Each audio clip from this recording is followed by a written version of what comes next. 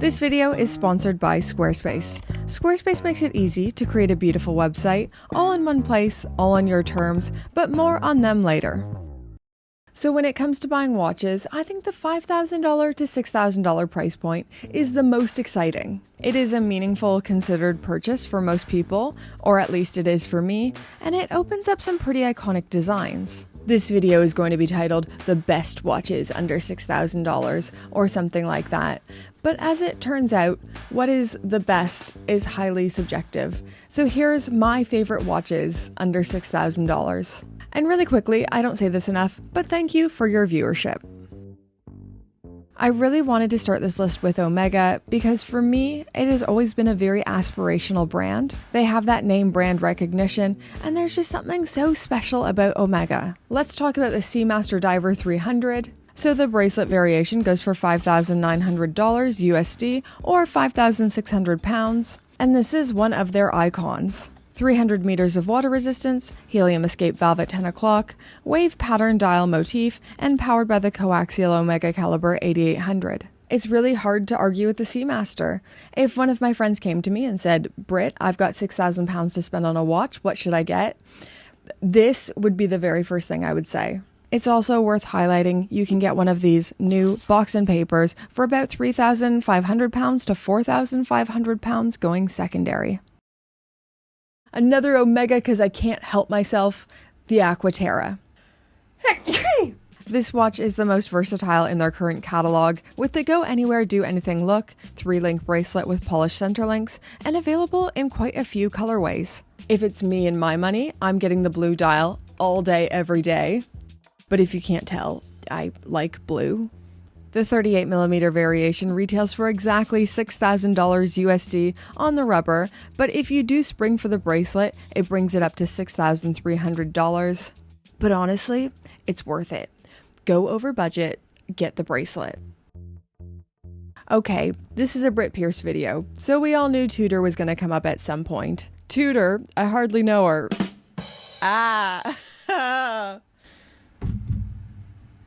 That's bad. That wasn't good.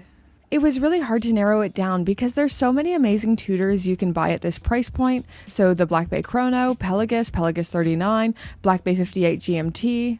But if I was going to choose the best value Tudor, it has to be the Black Bay 41. What pushes this one over is the MEDAS Master Chronometer certification, all the specs you're looking for, 70 hours of power reserve, screw-down crown, 200 meters of water resistance, stainless steel case, T-fit clasp, which offers on-the-fly micro-adjustments, the 5-link bracelet is awesome, and aesthetically, you can't argue with this.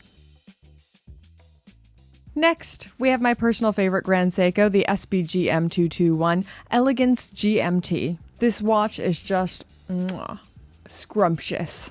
A very dressy and elevated take on the dual time complication, creamy dial, blued GMT hand, and powered by the 9S66 automatic movement, giving you 72 hours of power reserve and +5 -3 seconds per day accuracy. What I love about Grand Seiko is that they don't look like anyone else. They don't feel like anyone else. They are so distinctly themselves. Now, let's take a break from talking about watches and talk about today's fabulous video sponsor, SquareSpace. I've been using SquareSpace even before they were a channel sponsor. I have no idea how to make a website, but thankfully Squarespace does. They have so many easy-to-use visual design tools with their website templates. You just find the layout that works the best for you and whatever you're doing, and bam! They have so many website templates for whatever you're doing. Whether you're building a website for your restaurant or cafe, or maybe you have a photography business or a watch podcast. I don't know what you're doing, but whatever it is, Squarespace has got you covered. Something else I've been experimenting with is their Blueprint AI, which is super easy. Like usually I'm daunted by AI, but even I can do this. So you just write your site description in the prompt, choose a writing style, and bam, it is done for you, and it is still fully customizable so you can edit and change things to be exactly how you want it. And we need to talk about getting money, baby.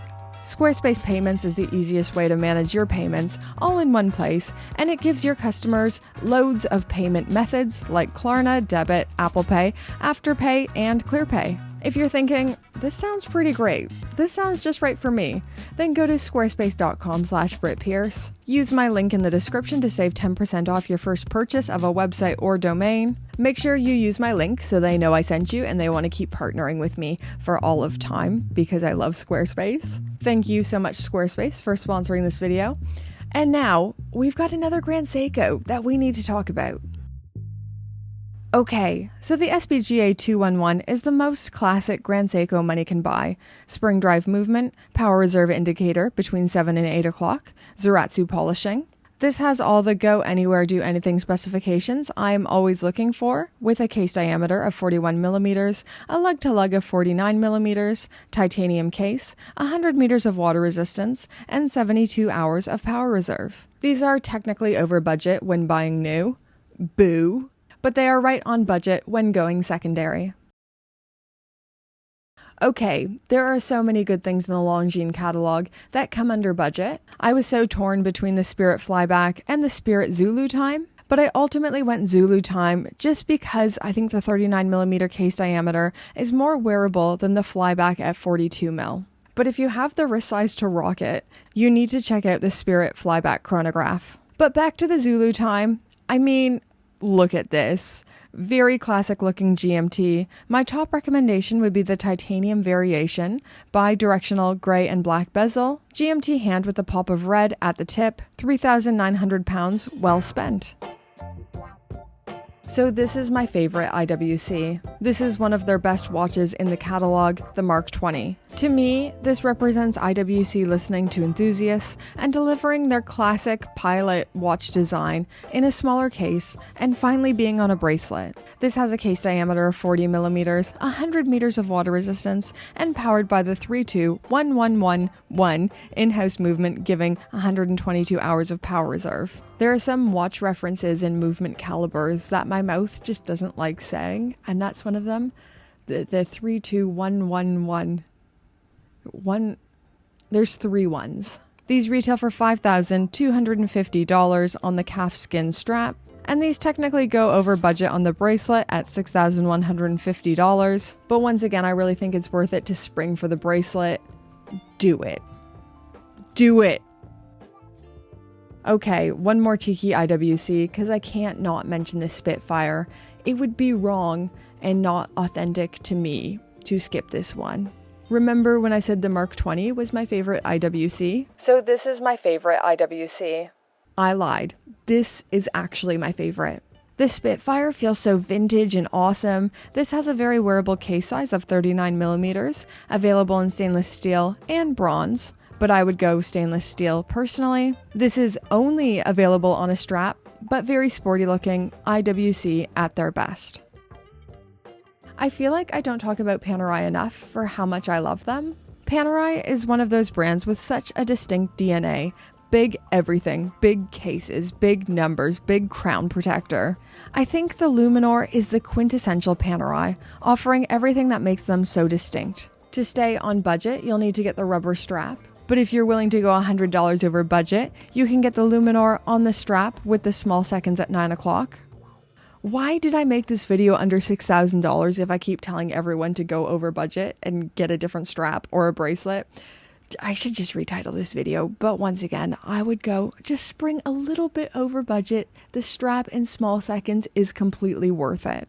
The only big problem with the Luminors available on budget is the sizing being 44mm, but hey, it's Panerai. It's what they do.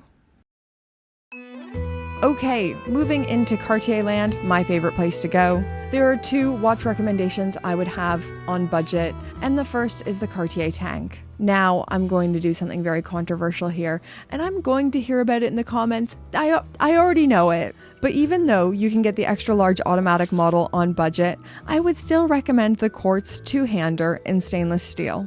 Please don't unsubscribe. Hear me out here.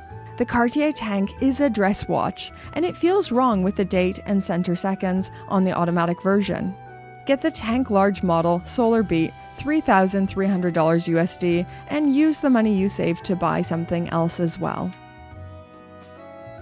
Okay, mechanical watch nerds, I'm gonna get flamed here again.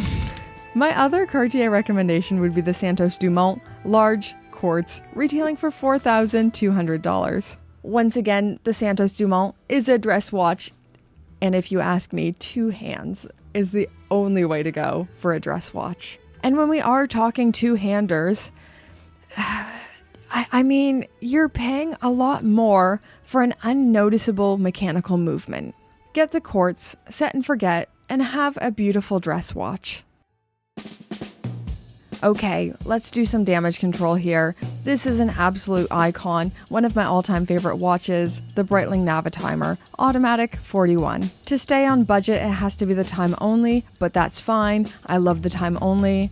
The Navi is one of those watches that on paper wouldn't be for me, but in practice works. The dial layout is busier than I usually go for, but it works. You'd think it wouldn't be legible, but it is. The 41mm sounds too big, but it's not. This is the icon of Breitling, and always a good choice.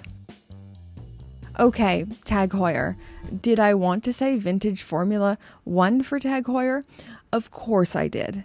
But I'm going to lose subscribers if I keep talking about my F1, so the Aqua Racer.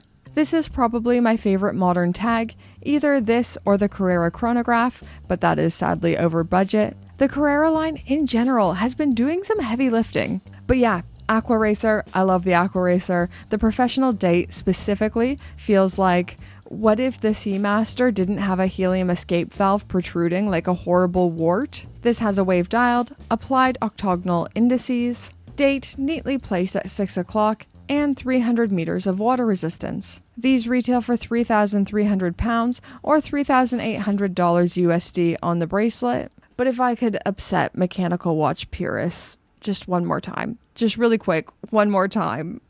I have a weird thing for the Aqua Racer Professional 200 Titanium Solar Graph. I don't know what it is. Maybe it's the darkness of the titanium or that light blue hand. I don't know, but oh my gosh, I love this. Every time I go into Tag, I try this on, and every single time I am tempted to buy it. £2,800, so cool, money well spent. But anyways, guys, I don't know how many watches were on this list. I wasn't counting, but these are my favorite watches for under $6,000 USD. I hope you guys liked these. If you have any awesome recommendations as well, if I missed anything big, let me know in those comments down below. You guys are amazing. And now let's thank the fabulous, gorgeous, wonderful Pope tier patrons. Hello. Oh my gosh, has that hair been sticking up this whole time? I hope not. But hello, patrons. Thank you so much for supporting my channel. Thank you all tier patrons, but most specifically the names on the screen, the Pope tier patrons. You guys financially support this channel, obviously, emotionally support me, which is fabulous. And it really keeps this channel fresh. It allows me to do different things with this channel. So thank you so much. And I hope you guys keep enjoying everything and the work I'm doing. You're amazing. Thank you so much. Bye, guys.